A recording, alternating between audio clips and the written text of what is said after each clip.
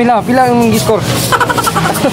Rada Choy. Pabanan sa ko ninyo Choy sa mga day in my life as a vlogger. So vlogger na giday ko noon. Tanawa ko sinina. Ito magyapon na walay magbuot lagi kay man akong ganahan. Nya diri lipay kay ko kay na-invite ako sa content monetization.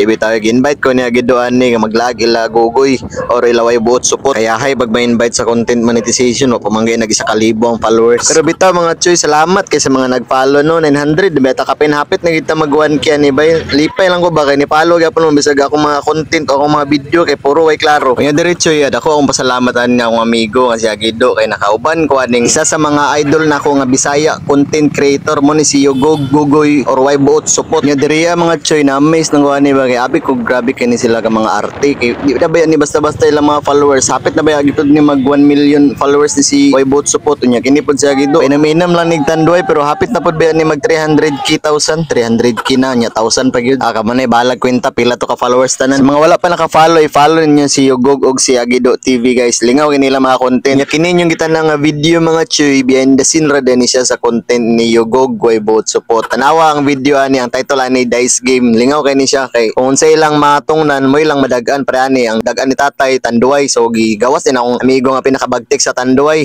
Awara gito nga bra mura ragwa.